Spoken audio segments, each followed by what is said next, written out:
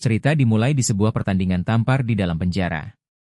Seorang pria bertubuh besar awalnya terlihat kuat, namun langsung terjatuh setelah menerima tamparan dari lawannya. Saat pria berjanggut yang bernama Dick merasa kemenangan ada di tangannya, seorang pemuda kurus dengan wajah polos nan lemah tiba-tiba maju ke depan. Kehadirannya membuat semua orang tertawa karena mereka menganggap anak muda ini tidak punya nyali. Dick dengan jelas meremehkannya, tetapi pemuda itu yang bernama Hyun-soo tetap percaya diri untuk ikut bertanding. Mereka lalu menentukan giliran dengan sut batu gunting kertas. Sayangnya Hyun-soo kalah sehingga harus menerima tamparan lebih dulu. Namun yang mengejutkan semua orang, Hyun-soo sama sekali tidak bergeming. Kini gilir Andik yang menerima tamparan. Dengan tenaga penuh, Hyun-soo menghantam rahangnya hingga dihuyung jatuh. Tepuk tangan, merasa dipermalukan di depan banyak orang, Dick marah besar dan langsung menyerang. Tapi meski masih baru di penjara, kemampuan bertarung Hyun-soo berada di level atas. Dengan mudah ia membalikan keadaan menjatuhkan Dick, lalu menghajarnya secara membabi buta. Tepuk tangan, dannya bisa terbaring tanpa daya. Dan jika tidak dihentikan sipir, mungkin Hyun-soo sudah menghabisinya. Karena insiden ini, Hyun-soo dimasukkan ke sel isolasi, tempat di mana ia pertama kali berhadapan langsung dengan Jae-ho. Bagi Hyun-soo, ada dua tipe orang di penjara yang bisa disentuh dan yang tidak boleh disentuh.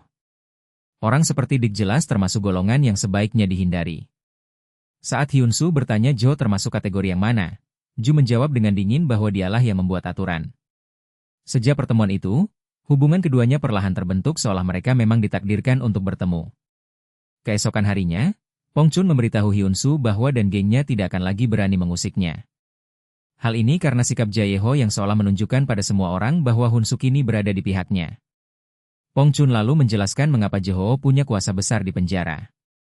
Ia bukan hanya pemimpin di balik tembok ini, tapi juga bos geng kriminal besar di luar sana. Kekuatannya di penjara didapat dari pertarungan yang diizinkan sipir di mana pemenang akan jadi penguasa baru. Kebetulan Jo selalu keluar sebagai pemenang sehingga tidak ada yang berani untuk menentangnya. Namun suasana berubah saat seorang tahanan baru kemudian masuk. Namanya adalah Kim Se-han, pria yang reputasinya bahkan lebih mengerikan daripada Jae-jo. Kehadirannya langsung menebar ketakutan. Bahkan banyak naridana yang menunduk ketika namanya disebut. Hal ini membuat Jae-ho semakin waspada. Hari berikutnya, Jae-ho memilih mendekatinya lebih dulu. Ia memperkenalkan diri dan menawarkan kerjasama untuk berbagai bisnis rokok di penjara. Ada dua alasan mengapa ia rela mengalah. Pertama, masa hukumannya hampir habis sehingga ia tidak ingin masalah baru. Kedua, ia perlu waktu untuk membaca langkah lawannya sebelum memberi pukulan balik. Namun Se-han sama sekali tidak peduli dengan tawaran itu. Saat itu juga kabar buruk datang di mana Ho Jun orang kepercayaan Jae-ho ditangkap dan hampir tewas dipukuli kepala sipir. Dari sini jelas terlihat sipir telah bersekutu dengan Se-han. Jae-ho marah besar dan memaki sipir. Tapi akibatnya ia sendiri dipukuli hingga babak belur lalu dijebloskan ke sel isolasi. 3 hari kemudian ia bebas dengan kondisi lemah. Situasi semakin runyam saat Dick datang membawa senjata berniat untuk menghabisinya. Pada saat genting itu, Hyun-soo muncul dan menolongnya. Jika bukan karena Hyun-soo, Jae-ho mungkin sudah mati. Namun bukannya lega, Jae-ho justru curiga. Di mana ia heran kenapa pemuda itu rela menolongnya. Di mana Hyun-soo menjawab sederhana bahwa ibunya pernah berpesan untuk selalu membantu orang dalam kesulitan. Jawaban itu membuat Jae-ho semakin bingung sekaligus melahirkan dedek baru untuk membalas dendam. Dengan licik, ia mengajak Hyun-soo ke kantor sipir dengan alasan melaporkan penyelundupan. Hyun-soo menunjukkan ponsel bersihkan bukti transaksi ilegal rokok milik Jae-ho. Kepala sipir yang bernama Guans kaget bukan main. Sebab barang selupan di penjara memang selalu lewat tangannya. Guansik marah dan menampar Hyun-soo, Jae-ho justru balik menampar sipir. Barulah rencananya terbongkar di mana ia sengaja menggunakan bukti itu untuk mengancam Guansik. Dan jika skandal penyelundupan terbuka, yang paling hancur adalah sipir sendiri. Terpojok, Guansik akhirnya berpihak kembali kepada Jae-ho. Posisi Se-han pun kini tertekan. Meski Jae-ho memilih untuk tidak langsung menjatuhkannya. Dari sini Jo mulai sadar bahwa kehadiran Se-han bukan sekedar kebetulan. Tujuan sebenarnya adalah untuk menghabisinya. Meski ia menyiksa Se-han habis-habisan, pria itu tetap bungkam. Tepuk tangan, sampai akhirnya salah satu anak buah Se-han yang ketakutan buka suara. Ia mengaku bahwa dalang dibalik semua ini adalah Mancon, yaitu bos besar Jaeho sendiri. Manconlah yang memerintahkan agar Jaeho dihabisi. Sebagai imbalannya, ia menjanjikan penyelundupan 5 kilogram rokok dengan pembagian 30% untuk Sehan. Mendengar pengkhianatan itu, Jaon terkejut sekaligus murka. Namun, ia harus menahan diri dan menyembunyikan emosinya agar tidak menimbulkan kecurigaan. Di balik semua itu, ternyata Hyunsu bukanlah narapidana biasa. Ia ternyata adalah seorang polisi yang menyamar. Misinya adalah mendekati Jaeho, meraih kepercayaannya, lalu membongkar seluruh operasi gengnya. Hyunsu menerima tugas berbahaya ini karena dijanjikan oleh atasannya yang bernama Insuk bahwa ibunya yang sakit parah akan mendapatkan donor ginjal. Insuk sendiri adalah atasan yang keras dan penuh perhitungan. Tak segan mengorbankan orang lain demi menyelesaikan kasus. Saat kabar donor cocok ditemukan, Hyunsu merasa bahagia tanpa menyadari bahwa titik inilah yang akan membalikan seluruh hidupnya. Seiring waktu hubungan Hyunsu dan Jaeho kemudian semakin erat. Hingga suatu hari muncul sosok Byung-gap, keponakan Mancon sekaligus rekan lama Jaeho. Meski masih ada ikatan keluarga, Byung-gap justru membenci pamannya. Apalagi setelah pernah dipukuli dengan asbak hingga terluka. Mengetahui bahwa Mancon berkhianat, ia menawarkan diri untuk membantu Jaeho untuk menjatuhkan sang bos besar setelah mereka bebas nanti. Namun, Jaeho tetap berhati-hati karena ia tahu bahwa pada akhirnya para anggota geng hanya akan berpihak pada orang yang punya uang. Di saat yang bersamaan, Jaeho juga menaruh curiga pada Hyunsu. Sejak lama ia sudah meminta Byung-gap untuk menyelidiki identitasnya. Namun, hasilnya tetap nihil. Tidak ada catatan apapun tentang siapa sebenarnya pemuda itu. Pada saat itu, Hyunsu masih tenggelam dalam kebahagiaan karena ibunya hampir saja bisa diselamatkan. Namun di waktu bersamaan, sang ibu sedang berbicara lewat telepon dan tidak ada yang tahu apa yang terjadi. Tiba-tiba ia terjatuh dan bersimpah darah. Kabar kematian itu pun sampai kepada Hyunsu membuat pikirannya seolah runtuh ke dalam kegilan. Tidak seorang pun bisa menerima kenyataan pahit seperti ini. Padahal keadaan sempat terlihat membaik, tetapi tragedi justru datang menghancurkan harapannya. Dari kejauhan, Jo melihat Hyunsu meraung penuh rasa sakit dan hatinya ikut tiba. Malam harinya, Hyunsu menghubungi Insu. Ia memohon izin agar bisa keluar penjara untuk memberikan penghormatan terakhir karena ibunya adalah satu-satunya keluarga yang ia miliki. Namun di luar dugaan, si Babel Insu menolaknya. Ia beralasan bahwa Hyunsu bukanlah tahanan teladan sehingga permintaan itu sulit dikabulkan. Seberapun kerasnya Hyunsu untuk memohon, sikap Insuk tetap dingin dan tidak peduli. Tersak Hyunsu mengancam akan membuka rahasia misi yang telah mereka jalankan jika ia tidak dilepaskan. Tetapi Insuk justru menegaskan bila catatan kriminalnya dihapus maka status Hyunsu akan resmi tercatat sebagai penjahat sungguhan. Ucapan itu membuat Hyunsu tidak percaya bagaimana mungkin atasannya tega memperlakukannya seperti itu. Keesokan harinya, kepala penjara tiba-tiba membebaskannya untuk sementara ditemani 2 polisi sebagai pengawal. Kepala penjaga juga menyerahkan alamat tempat pemakaman ibunya sekaligus memberitahukan bahwa semua biaya sudah ditanggung oleh Jaeho. Dengan begitu, Hyunsu bisa menghadiri pemakaman ibunya. Belum aja. Sekembalinya ke penjara, Jaeho langsung menghampirinya. Ia tahu di saat berat seperti itu, Hyunsu membutuhkan seseorang di sisinya. Malam itu mereka berbincang, Hyunsu baru mengetahui bahwa Jaeho juga menyimpan masa lalu kelam yang membuatnya menjadi pribadi seperti sekarang. Dari sana Jaeho menasehati agar Hyunsu tidak terlalu percaya pada janji, melainkan belajar merasakan dengan hati siapa yang benar-benar tulus padanya. Dengan begitu ia akan tahu siapa yang bisa dipercaya.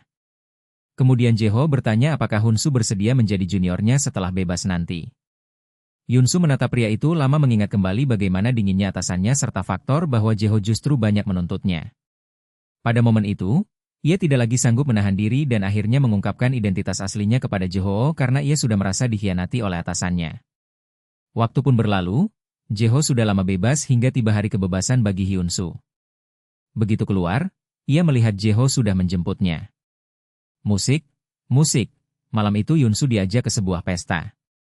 Untuk pertama kalinya ia menerima misi langsung dari Jaeho. Saat itu pula muncullah seorang pria tua bernama Mancon.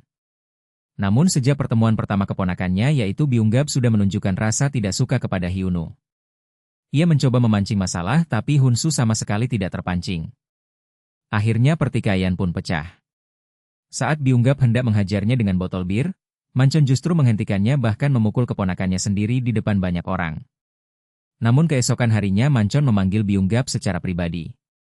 Ia memerintahkan keponakannya itu untuk menyingkirkan Jae-ho setelah transaksi besar yang akan datang. Transaksi itu juga membutuhkan sebuah stempel khusus agar bisa melewati pos pemeriksaan. Sayangnya, stempel itu berada di tangan seorang pria kejam bernama Kapten Chai. Mancon pun menugaskan Jae-ho untuk mendapatkannya. Tidak lama kemudian, Jae-ho bersama Hyun-soo mendatangi Kapten Chai. Pada saat yang sama, pihak kepolisian juga memantau setiap langkah mereka karena Hyun-soo masih terhubung dengan In-suk dan dipasangi alat belacak. Polisi awalnya mengira Hyun-soo tidak akan mampu menghadapi Kapten Chai. Namun ternyata mereka keliru. Hyun-soo mencoba membeli stempel itu dengan uang dalam jumlah besar, tapi justru tangannya ditusuk saat hendak mengambil uang tersebut. Pertarungan pun kemudian terjadi. Tepuk tangan. Sementara itu, Jae-ho yang menunggu di luar menyadari ada seseorang yang melaporkan kejadian itu. Ia pun segera masuk. Byung-gap yang berada di luar terlihat tidak senang dalam situasi tersebut. Di dalam ruangan, Hyun-soo berjuang keras melawan lawan-lawannya sampai akhirnya anak buah Kapten Chai datang dalam jumlah besar. Jo akhirnya ikut turun tangan. Ia tak lagi peduli dengan orang-orang di luar. Yang terpenting baginya adalah keselamatan Hyun-soo. Tepuk tangan. Yeon-soo sempat memukul seorang pria berbadan besar dengan senjata. Namun pria itu sama sekali tidak terluka dan malah melemparkannya begitu saja. Jae-ho terpaksa ikut maju untuk menahannya dan bersama-sama mereka berusaha keras untuk menjatuhkannya. Musik, setelah pertarungan panjang, akhirnya kelompok Jo berhasil mengalahkan lawan-lawannya. Saat keadaan meredah, Hyun-soo memperhatikan jam tangan yang ia pakai yang ternyata dipasangi alat penyadap. Tanpa ragu, ia menghentam pria itu hingga alat tersebut hancur. Musik, berkat tindakannya, ia berhasil lepas sementara dari pengawasan para polisi. Koaksi itu membuat anak buah Jo terkejut di mana alasannya sederhana karena tujuan mereka berikutnya adalah lokasi yang tidak boleh diketahui polisi tempat mereka akan bertemu dengan pemasok. Tak lama setelah itu, Jae-ho memberi segala sanggur kepada Hyun-woo lalu masuk sendirian. Hal ini menunjukkan bahwa Jae-ho masih belum sepenuhnya percaya padanya. Begitu pula sebaliknya, Hyun-soo kemudian berjalan keluar sendirian. Di luar, seorang pria tiba-tiba menariknya ke sudut dan memberinya jam tangan baru yang sudah dipasangi penyadap. Namun saat mereka berbicara, Jae-ho keluar dan melihatnya. Dengan cepat Hyun-soo memukul pria itu dan beralasan bahwa ia keluar karena bau di kamar mandi terlalu menyengat, jadi memilih buang air di luar. Tapi justru diganggu oleh pria itu. Mendengar alasan itu, Jae-ho malah mengajar pria tersebut beberapa kali lagi hingga Hyun-soo harus menyeretnya pergi agar berhenti. Kenyataannya di balik semua ini Hyun-soo dan Jae-ho sebenarnya sudah mencapai sebuah kesepakatan. Dengan kata lain, Hyun-suk ini pada dasarnya adalah seorang polisi yang berada di bawah kendali Ji-ho. Namun, Jo masih belum sepenuhnya mempercayai Hyun karena hari itu ia sempat bertemu polisi seorang diri. Jae-ho sempat bertanya alasan ia mendatanginya dan Hyun-soo segera menjelaskan bahwa polisi tersebut hanya datang untuk memberinya jam tangan baru. Jae-ho kemudian ingin menyampaikan permintaan maaf sekaligus berharap agar Hyun-soo mau mempercayainya. Ia lalu membawa Hyun-soo ke suatu tempat sambil mengatakan bahwa selama hidupnya ia sudah banyak dikhianati oleh orang-orang. Bahkan orang yang sudah setia padanya selama 20 tahun pun kini ingin mengkhianatinya sehingga sangat sulit baginya untuk benar-benar mempercayai orang lain. Mendengar hal itu, Hyun-soo tidak memaksa agar Jae-ho mempercayainya, melainkan mengatakan bahwa dirinya lah yang justru akan menaruh kepercayaan pada Jae-ho. Perkataan itu membuat hati Jae-ho terasa berat. 2 hari sebelum transaksi resmi dimulai, Byung-gap tiba-tiba melontarkan sebuah pertanyaan kepada Jae-ho, yaitu bagaimana caranya ia bisa merekrut seorang polisi. Ternyata sejak pertama kali Byung-gap mendatangi penjara untuk menemui Jae-ho, ia sudah mengetahui identitas asli dari Hyun-soo. Namun saat itu Jae-ho tidak memilih untuk membunuh Hyun-soo, melainkan menyewa seseorang untuk menabrakkan mobil dan menghabisi ibu Hyun-soo. Setelah itu, Jae-ho berpura-pura membantu dan menghiburnya hingga membuat Hyun-soo kehilangan kendali, mempercayai Jo sepenuhnya, dan bahkan mengakui identitas aslinya kepadanya. Pada hari itu, Hyun-soo pergi ke makam untuk mengenang ibunya. Namun ketika ia sedang termenung, tiba-tiba ada seseorang yang menutup kepalanya. Nah, para penculik itu mengatakan bahwa perintah tersebut datang dari Jae-ho. Meskipun Hyun-soo tidak percaya bahwa Jae-ho akan melakukan hal itu kepadanya. Rupanya kelompok polisi sedang menguji kesetiaan Hyun-soo. Untungnya ia sempat mengucapkan sebuah kalimat penting, yaitu bagaimana Jo bisa mengetahui identitasnya sebagai polisi. Jika tidak, mungkin ia benar-benar sudah mati di tempat itu. Setelah mengetahui kebenaran, Hunsu dipenuhi marah. Ia merasa dipenjara selama bertahun-tahun dan kini justru hendak dibakar hidup-hidup. Ia pun bertanya kepada Insuk apakah pelaku pembunuhan ibunya sudah ditemukan. Kenyataannya pihak kepolisian sudah lama mengetahui dalang dibalik kematian ibu Hyunsu. Namun mereka sengaja tidak memberitahunya. Hal itu dikarenakan bila Hyunsu mengetahui kebenaran lebih awal maka misi rahasianya sebagai polisi akan terganggu. Dengan kata lain, mereka sadar betul bahwa Jo sedang menggunakan cara licik untuk memperdaya Hyunsu, tetapi mereka dengan sengaja membiarkannya. Mereka juga mengetahui bahwa Jeho adalah dalang dibalik pembunuhan ibu Hyunsu, namun tetap membiarkan Hunsu terus bekerja di bawahnya. Setelah itu, Hyunsu kembali menemui Jae-ho. Melihat wajah Hunsu yang penuh luka, Jae-ho hanya menanyakan beberapa hal singkat, tetapi ia segera menyadari bahwa Hyunsu sulit untuk bercerita sehingga ia pun tidak melanjutkan pertanyaan. Keduanya kemudian bersiap melakukan sesuatu yang besar, yaitu menyalakan kembang api. Musik, tepuk tangan. Mereka terlihat bahagia bermain bersama dan pada momen itu mereka tidak lagi meragukan satu sama lain, melainkan memilih untuk saling percaya sepenuhnya. Akhirnya tibalah hari transaksi. Hyunsu menyerahkan informasi mengenai waktu, lokasi, dan pihak-pihak yang terlibat kepada Insuk. Meskipun tidak ada yang tahu apakah informasi tersebut benar atau palsu. Lokasi transaksi yang dipilih adalah sebuah kapal pesiar di pelabuhan. Begitu kedua kelompok menaiki kapal, salah satu anak buah tiba-tiba menyadari ada yang tidak beres. Tak lama kemudian, polisi muncul di hadapan mereka. Kali ini pasukan polisi tampak sangat serius. Mereka benar-benar bertekad menangkap kelompok kriminal tersebut. Musik, tepuk tangan. Setelah polisi berhasil menahan para pengkhianat, Insuk maju dengan penuh percaya diri untuk membuka kotak yang disita. Namun, ternyata tidak ada barang selundupan di dalamnya. Dengan rasa tidak puas, ia pun membuka kotak lainnya. Tetapi hasilnya sama saja. Kotak itu juga kosong. Insuk tidak punya pilihan selain membiarkan mereka pergi begitu saja. Kenyataannya, lokasi transaksi yang sebenarnya berada di bawah laut. Kedua kelompok pun mulai saling meragukan satu sama lain. Saat Mancon hendak mengangkat gelas untuk bersulang, Jeho tiba-tiba berkata bahwa ia tidak akan minum bersama mayat. Lalu ia menembak Mancon hingga wafat.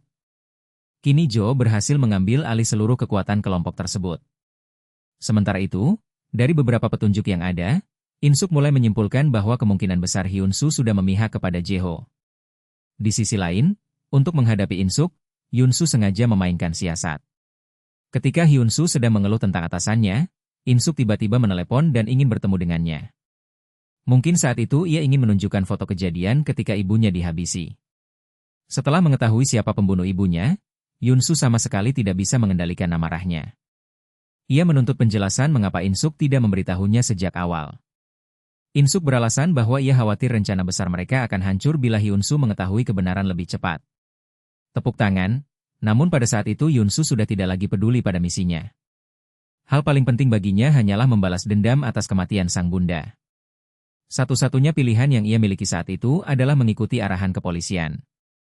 Hyunsu kemudian segera menelepon Jae-ho. Berpura-pura mengatakan bahwa dirinya sedang berada di bawah penyelidikan internal. Lalu ia bertanya apakah ada orang lain selain Jae-ho yang mengetahui identitasnya sebagai polisi? Pertanyaan itu membuat Jo curiga kepada Byung-gab. Setelah itu, Hyunsu memberitahu Jae-ho bahwa tim penggeledahan akan datang keesokan harinya untuk menyita barang-barang sehingga mereka harus segera membereskannya dan membawa kabur barang-barang tersebut. Malam itu juga, ia kemudian membuat janji untuk bertemu di tempat lama. Pihak kepolisian sendiri memang berencana memaksa Jo agar lari bersama barang-barang selundupannya sehingga mereka bisa menangkapnya sekaligus mendapatkan barang bukti. Malam itu Jae-ho dengan sengaja memanggil Byung-gab ke kantornya. Karena sejak awal Jae-ho memang sudah curiga, maka terlepas dari apakah Byung-gab benar-benar berkhianat atau tidak, ia tetap sulit lolos dari kematian. Byung-gab sampai berlutut untuk menjelaskan, namun Jae-ho tetap tidak mempercayainya. Di bawah pengawasan Insuk, Hyunsu lalu pergi ke tempat pertemuan bersama Jae-ho. Tempat itu adalah markas rahasia yang pernah diperlihatkan Jae-ho kepadanya sebelumnya. Jae-ho yang telah menyelesaikan urusannya dengan Byung-gab segera bergegas menuju tempat itu. Namun tepat sebelum ia memasuki pintu, ia menyadari ada sesuatu yang tidak wajar. Karena Jo sangat mengenal tempat itu, ia tidak membongkar jebakan polisi dan langsung masuk ke ruangan. Pada saat itu, keduanya tidak lagi berniat menipu satu sama lain. Jo mengatakan bahwa ia sudah melihat truk air dengan kaca gelap sehingga ia tahu tujuan sebenarnya dari pertemuan Hyun-soo kali ini. Di sisi lain, Hyun-soo juga mengungkapkan bahwa ia tahu Jae-ho adalah orang yang telah menghabisi ibunya. Mendengar itu, Jae-ho langsung mendorongkan pistol ke arah Hyun-soo. Namun, Hyun-soo yakin bahwa Jae-ho tidak akan membunuhnya karena ia masih membutuhkannya untuk melarikan diri dari kepolisian. Tidak lama kemudian, polisi menyerbu masuk ke dalam ruangan. Namun yang tersisa di sana hanyalah Hyun-soo. Tiba-tiba, Jo melepaskan tembakan ke arah polisi dari suatu tempat tersembunyi. Ia terus bersembunyi sambil menyerang membuat polisi kesulitan menghadapinya. Seorang polisi bahkan sempat menggunakan Hyun-soo sebagai umpan untuk memaksa Jo keluar, tetapi ia melawan hingga diceki. Saat Hyun-soo dalam keadaan bahaya, Ji-ho akhirnya muncul dan menembak mati polisi tersebut. Pada akhirnya yang tersisa di ruangan itu hanyalah Jae-ho dan juga Hyun-soo. Jae-ho tetap tidak mampu menembak Hyun-soo. Mungkin karena ia benar-benar peduli padanya atau mungkin juga karena ia sudah lelah dengan kehidupan penuh kebohongan. Namun ketika Jo hendak pergi, tiba-tiba ia ditabrak oleh mobil yang dikendarai oleh In-soo. Musik. Kemudian saat In-soo akan menolong Jae-ho dengan memberinya pertolongan pertama, Hyun-soo tiba-tiba muncul dan langsung menembak si In-soo di kepala juga menghabisi Jae-ho dengan menembaknya di dada karena dia tidak akan pernah memaafkan siapapun pelaku yang menghabisi ibunya. Musik. Tamat. Musik. Kebenaran terkadang tersembunyi di balik kebohongan yang panjang dan pengkhianatan sering datang dari orang yang paling kita percayai. Namun pada akhirnya setiap kebohongan akan terbongkar dan setiap kejahatan akan mendapat balasannya. Kisah Hyun-soo mengajarkan bahwa keadilan mungkin datang terlambat tetapi ia tidak akan pernah hilang. Sebesar apapun luka yang ditinggalkan pengkhianatan, hanya keberanian menghadapi kebenaranlah yang dapat membebaskan kita dari masa lalu. Oke, teman-teman. Terima kasih telah menonton sampai akhir. Mohon maaf jika masih banyak kurangnya. Dan jika kalian suka dengan video ini, jangan lupa untuk klik like, komen, share kemanapun kalian suka. Terima kasih banyak telah menonton. Sampai jumpa di video-video selanjutnya. Bye.